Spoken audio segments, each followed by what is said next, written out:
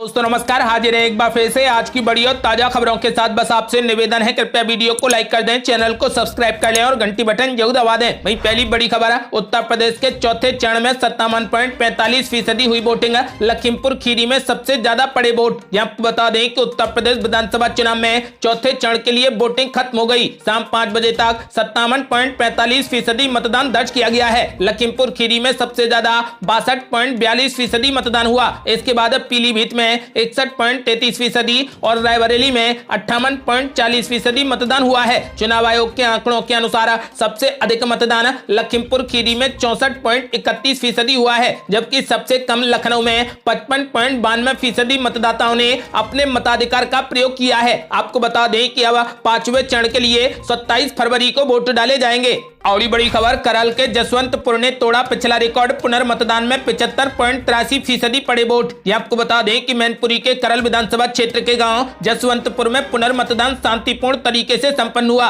पुनर्मतदान में जसवंतपुर के मतदाताओं ने पिछला रिकॉर्ड तोड़ दिया। मतदाताओं के उत्साह के चलते यहां 75.83% वोट पड़े हैं। मतदान के दौरान सुरक्षा के पुख्ता इंतजाम किए गए। 20 फरवरी को इसी बूथ पर कुल 72.50% वोट पड़े थे, लेकिन जब दोबारा मतदान हुआ तो इसमें 75.83% वोट पड़े हैं। और बड़ी खबर, श्रावस्ती से मुख्यमंत्री योगी आदित्यनाथ पर जमकर बरसे अखिलेश यादव। बोले गर्मी निकालने वाले बाबा की 10 मार्च को निकल जाएगी भाप। ये आपको बता दें कि अखिलेश यादव ने मुख्यमंत्री योगी आदित्यनाथ पर जोरदार हमला बोलते हुए कहा कि भाजपा के डबल इंजन सरकार में महंगाई व भ्रष्टाचार डबल हुआ है। इस सरकार में किसान, नौजवान, महिलाओं, गरीबों, मजदूरों व मजलूमों को सिर्फ लाठियां मिली हैं। बाबा गर्मी निकालने की बात करते हैं, 10 मार्च को इनकी भाप निकल जाएगी। जिस तरीके से काका गए हैं उसी तरीके से 10 मार्च को बाबा भी जाएंगे। आपको बता दें कि उन्होंने कहा कि इस विशाल जनसमूह को देखकर मैं दावे से कह सकता हूं कि जिले की दोनों विधानसभा सीटें समाजवादी पार्टी जीतेगी। सपा के राष्ट्रीय अध्यक्ष अखिलेश यादव ने कहा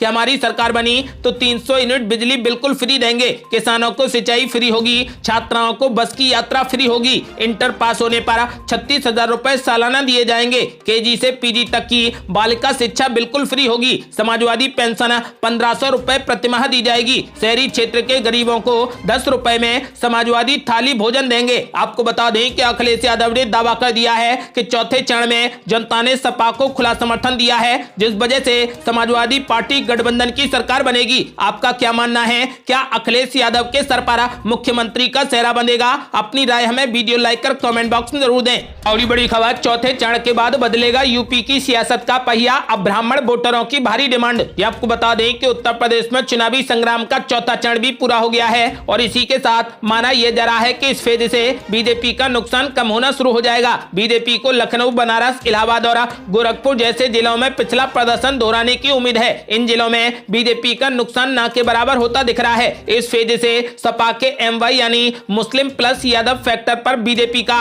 MY यानी मोदी योगी फैक्टर भारी पड़ेगा, क्योंकि छठे फेज में योगी के गढ़ गोरखपुर मंडल में चुनाव होगा, जहां पर करीब 41 सीटें हैं और प्रधानमंत्री नरेंद्र मोदी के बनारस मंडल में करीब 28 सीटें हैं। इन दोनों मंडल में बीजेपी का प्रदर्शन एक तरफा रहने की उम्मीद है। चौथे फेज और बाद के फेज का सबसे बड़ा मुद्दा आवारा पशुओं का है। इस इलाके के किसानों में आवारा पशुओं की वजह से फसल को हो रहा नुकसान ठीक ठाक गुस्सा दिख रहा है। शायद इसी वजह से प्रधानमंत्री नरेंद्र मोदी ने 2 दिन पहले ही इस मुद्दे पर पहली बार बोला और कहा कि 10 मार्च के बाद इस समस्या का समाधान कर दिया जाएगा। आपको बता दें कि चौथे फेज से ब्राह्मण वोटरों का रोल अब सबसे ज्यादा अधिक हो गया है। आपको बता दें कि सभी पार्टियों की निगाहें अब ब्राह्मण वोटरों पर टिकी हैं। और बड़ी खबर, पीएम नरेंद्र मोदी ने विपक्ष पर बोला जोरदार हमला। बोले परिवारवादी दलों ने गरीबों का लूटा राशन, लेकिन भाजपा ने उनका कर दिया खेल खत्म। ये आपको बता दें कि प्रधानमंत्री नरेंद्र मोदी ने बाराबंकी में एक चुनावी रैली को संबोधित करते हुए कहा कि यूपी भले ही भारत के क्षेत्रफल का सिर्फ 7% हो, पर भारत की 16% जनसंख्या यहाँ पर निवास करती है। यूपी का विकास देश के विकास के लिए बेहद जरूरी है, इसलिए विकास के लिए वोट करें। विपक्षी पार्टियों पर हमला करते हुए पीएम मोदी ने कहा कि परिवारवादी दलों ने गरीबों का राशन लूटा, लेकिन भाजपा ने उनका खेल खत्म कर दिया। हम एक राष्ट्र एक राशन कार्ड लेकर आए हैं। अब कौशाम्बी के लोग अपने राशन कार्ड का प्रयोग पूरे देश में कहीं भी कर सकते हैं। पूरे देश में कहीं भी राशन कार्ड से राशन ले सकते हैं। प्रधानमंत्री नरेंद्र मोदी ने दावा किया है कि यूपी चुनाव के हर चरण में जनता भाजपा को खुला समर्थन दे रही है। उन्होंने सपा अध्यक्ष अखिलेश यादव व कांग्रेस पर निशाना साधते हुए कहा कि वंशवाद की राजनीति के कारण यूपी अपनी पूरी ताकत का इस्तेमाल नहीं कर सका, जबकि यूपी देश के विकास को ताकत देता है। आपको बता दें कि विपक्ष पर हमला करते हुए पीएम मोदी ने साफ कर दिया है कि परिवारवादी दलों ने गरीबों का राशन लूटा है, लेकिन भाजपा ने उनका खेल खत्म कर दिया है। और बड़ी खबर, नवाब मलिक को किया गया गिरफ्तार। अखिलेश यादव बोले बीजेपी जब घबराती है तो एजेंसियों को काम पर लगाती है। ये आपको बता दें कि महाराष्ट्र सरकार में मंत्री और एनसीपी नेता नवाब मलिक की गिरफ्तारी के बाद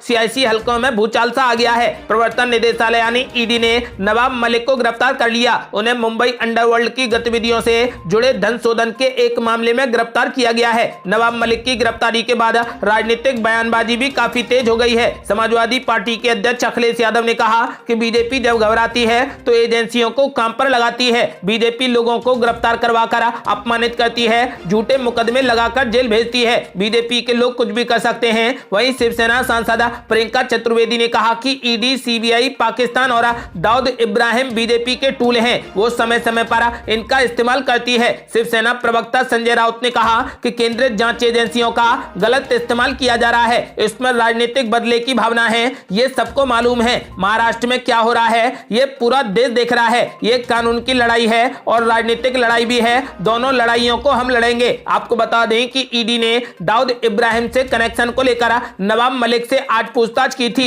सवाल जवाब के बाद ईडी ने उन्हें गिरफ्तार कर लिया। गिरफ्तारी के बाद नवाब मलिक ने कहा कि मुझे गिरफ्तार किया गया है, मैं लड़ूंगा, डरूंगा नहीं। आपको बता दें कि अब 3 मार्च तक नवाब मलिक कस्टडी में रहेंगे।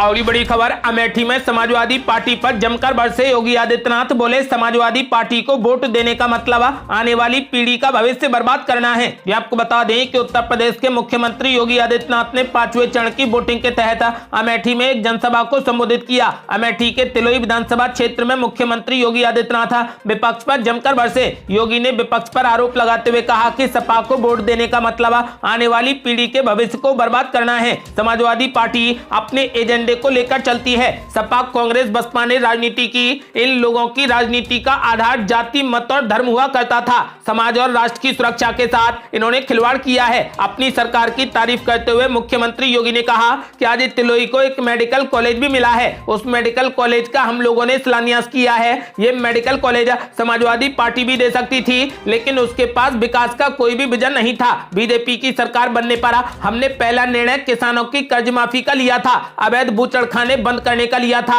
हम गौ माताओं को कटने नहीं देंगे। अन्नदाता किसानों की फसलों को भी नष्ट नहीं होने देंगे। बेसहारा गाय के लिए गौशालाएं बनवाएंगे। सपा जब सत्ता में आई थी तो उन्होंने पहला निर्णय आतंकियों के मुकदमे वापस लेने का लिया था। मुख्यमंत्री योगी ने कहा कि हमारी सरकार में राशन डबल डोज का मिल रहा है। सपा की सरकार होती तो राशन भी खा जाते। बसपा की सरकार होती तो बहन जी के हाथी का पेट इतना बड़ा है कि पूरा राशन समा जाता। 10 मार्च को सरकार बनेगी तो उज्ज्वला योजना के लाभार्थियों को होली दीपावली पर बिल्कुल फ्री में गैस सिलेंडर दिया जाएगा। सरकार आने के बाद 60 साल से ज्यादा की महिलाओं को यूपी परिवहन निगम की बस में टिकट लेनी नहीं पड़ेगी। यानी योगी आदित्यनाथ ने ऐलान कर दिया है कि 60 साल से ज्यादा की महिलाओं को यूपी परिवहन निगम में बस टिकट बिल्कुल फ्री होगी। आपको बता दें कि मुख्यमंत्री योगी आदित्यनाथ ने जनता से जमकर बीजेपी को वोट करने की अपील की है।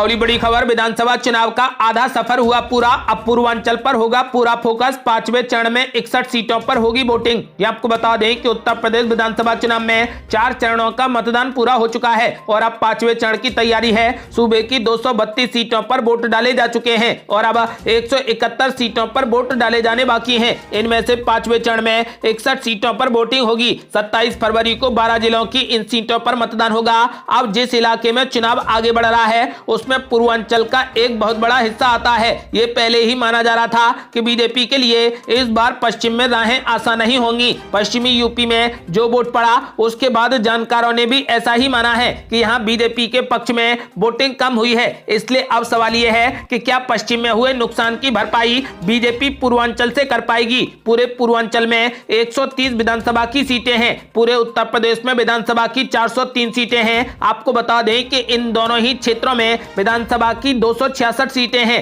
बीजेपी ने पिछली बार इन दोनों ही इलाकों में बम्पर जीत हासिल की थी और उसे सिर्फ इन्हीं इलाकों में ही पूर्ण बहुमत मिल गया था। पूर्वांचल से बीजेपी और उसके गठबंधन को 100 सीटें और पश्चिमी यूपी से 109 सीटें मिली थी, यानी कुल मिलाकर 209 सीटें मिल गई थी, जबकि बहुमत के लिए मात्र 202 सीटें की जरूरत होती है। आपको बता दें कि अब पूर्वांचल में बीजेपी का पूरा फोकस है। देखना यह होगा कि बीजेपी इस बार भी अपना इतिहास दोहरा पाती है या नहीं। आपको बता दें कि फिलहाल बीजेपी प्रचंड बहुमत की सरकार बनाने का दावा कर रही है। आपका क्या मानना है? क्या बीजेपी इस बार फिर से सरकार बनाने में कामयाब होगी? अपनी राय हमें वीडियो लाइक कर कमेंट बॉक्स में जरूर दें। अगली बड़ी खबर, मायावती का बड़ा ऐलान, बोली सपा और भाजपा दोनों का सपना होगा चकनाचूर, समय बताएगा कौन कितने पानी में। ये आपको बता दें कि बसपा प्रमुख मायावती ने कहा कि सपा और भाजपा दोनों का सपना इस चुनाव में चकनाचूर होने वाला है। अब तक के चरणों को देखकर सपा प्रमुख अखिलेश यादव का तो चेहरा ही उतर गया है। उधर भाजपा नेता अमित शाह ने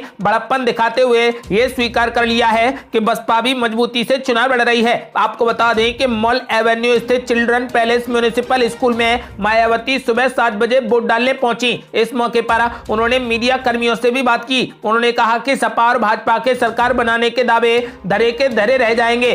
खास तौर से मुस्लिम समाज के लोग सपा की कार्यशैली से बेहद दुखी हैं। उन्होंने कहा कि भाजपा 300 से पार जाने का दावा कर रही है। सपा प्रमुख का दावा तो उससे भी ऊपर है, पर यह वक्त बताएगा कि कौन कितने पानी में है। आपको बता दें कि उन्होंने कहा कि ये दावे धरे के धरे रह जाएंगे और इस बार बसपा सरकार बनाएगी।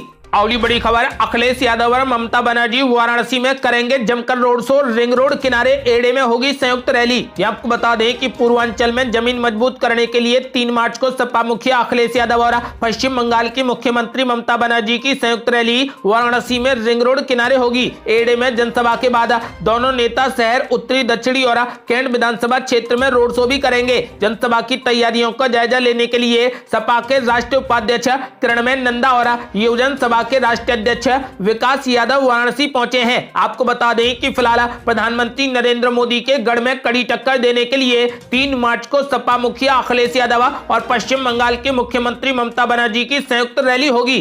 अगली बड़ी खबर, पीएम नरेंद्र मोदी के बाद मुख्यमंत्री योगी आदित्यनाथ ने कर दिया बड़ा ऐलान, बोले छुट्टा पशुओं से किसानों को बचाएंगे, प्रत्येक किसान को देंगे 1000 रुपए महीना। ये आपको बता दें कि यूपी विधानसभा चुनाव में बड़ा मुद्दा बन चुके आवारा पशुओं के मामले में मुख्यमंत्री योगी ने भी अपना प्लान बता दिया है। इससे पहले बहराइच में पीएम मोदी ने आवारा पशुओं से निजात के लिए 10 मार्च के बाद प्लान बनाने की बात कही है। आपको बता दें कि समाजवादी पार्टी और अखिलेश यादव लगातार आवारा पशुओं का मामला उठा रहे हैं। मुख्यमंत्री योगी आदित्यनाथ ने कहा कि अगर भाजपा सरकार बनती है तो छुट्टा पशुओं की देखभाल करने वाले किसानों को 900 रुपए से लेकर 1000 रुपए महीना दिया जाएगा। अमेठी में चुनाव प्रचार के दौरान मुख्यमंत्री योगी ने कहा कि आवारा पशुओं को गोद लेने और उनकी देखभाल करने वाले किसानों के लिए योजना लाई जाएगी। इसी के तहत हर महीने 900 रुपए से लेकर 1000 रुपए दिए जाएंगे। मुख्यमंत्री योगी ने एक बार फिर दोहराया है कि हमने अवैध बूचड़खानों को पूरे तरीके से बंद कर दिया है। हम गौ माता का वध नहीं होने देंगे, लेकिन किसानों के खेतों को आवारा मवेशियों से भी बचाएंगे। अखिलेश यादव ने अपने हर चुनाव में छुट्टा पशुओं खासकर सांड को लेकर मुख्यमंत्री योगी को घेरा है। सांड के कारण किसानों की फसलों की बर्बादी का मामला उठाकर उनकी सहानुभूति लेने की कोशिश की है। आपको बता दें कि अब पीएम मोदी और मुख्यमंत्री योगी आदित्यनाथ ने अखिलेश यादव के इस फैसले को नकार दिया है। आपको बता दें कि उन्होंने अब अखिलेश यादव पर ही पलटवार कर दिया है और इसका तोड़ निकाल लिया है। किसानों के दर्द को भांपते हुए पीएम नरेंद्र मोदी ने बहराइच में छुट्टा जानवरों से छुटकारा दिलाने को लेकर बड़ा वादा किया है। पीएम मोदी ने कहा कि यूपी के किसानों को छुट्टा जानवरों से हो रही दिक्कतों को हम बेहद गंभीरता से ले रहे हैं, हमने रास्ते खोजे हैं। उन्होंने कहा कि 10 मार्च को आचार संहिता समाप्त होने के बाद नई सरकार बनने पर योगी जी के नेतृत्व में उन सारी नई योजनाओं को लागू कर दिया जाएगा। आपको बता दें कि पीएम नरेंद्र मोदी और मुख्यमंत्री योगी आदित्यनाथ ने आवारा द्वारा पशुओं से छुटकारा पाने के लिए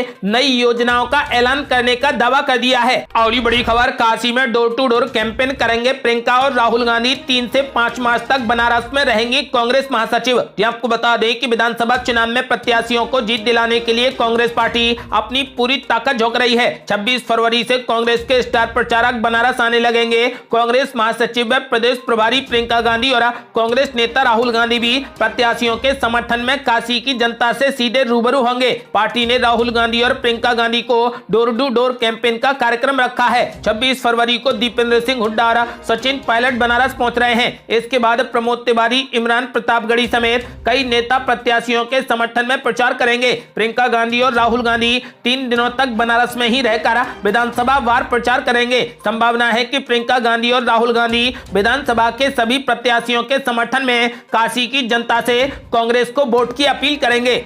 अगली बड़ी खबर, बाराबंकी में जमकर गरजे पीएम मोदी, बोले ये परिवारवादी चाहते हैं कि गरीब हमेशा उनके चरणों में रहें। ये आपको बता दें कि प्रधानमंत्री नरेंद्र मोदी ने यूपी विधानसभा चुनाव के प्रचार के दौरान बाराबंकी में समाजवादी पार्टी, बसपा और कांग्रेस पर जमकर हमला बोला। इस दौरान उन्होंने अवधी भाषा में अपना संबोधन शुरू करते हुए कहा कि हम आप सबका प्रणाम कारित है। इसके बाद पीएम मोदी ने कहा कि उत्तर प्रदेश में दशकों तक जिन घोर परिवारवादियों की सरकार रही, उन्होंने प्रदेश के सामर्थ्य के साथ इंसाफ नहीं किया। इन घोर परिवारवादियों ने यूपी के लोगों को कभी भी खुलकर अवसर ही नहीं दिया। इसके साथ ही पीएम मोदी ने कहा कि घोर परिवारवादी जानते थे कि अगर गरीब के पास घर, बिजली, सड़क और शौचालय हो गया तो फिर घोर परिवारवादियों के पास कौन जाएगा। ये घोर परिवारवादी चाहते हैं कि गरीब हमेशा उनके चरणों में पड़ा रहे और उनके चक्कर लगाता रहे। साथ ही कहा कि उत्तर प्रदेश में दशकों तक जिन घोर परिवारवादियों की सरकार रही, उन्होंने प्रदेश के सामर्थ्य के साथ इंसाफ नहीं किया। इन घोर परिवारवादियों ने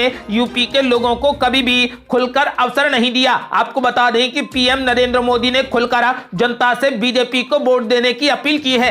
अगली बड़ी खबर, नवाब मलिक की गिरफ्तारी के बाद शरद पवार ने की अहम बैठक। एनसीपी बोली नहीं होगा इस्तीफा, आज गठबंधन के नेता करेंगे प्रदर्शन। आपको बता दें कि महाराष्ट्र के मंत्री नवाब मलिक की मनी लॉन्ड्रिंग के एक मामले में गिरफ्तारी के बाद एनसीपी प्रमुख शरद पवार ने अहम बैठक की। शरद पवार मुख्यमंत्री उद्धव ठाकरे से भी मुलाकात करेंगे।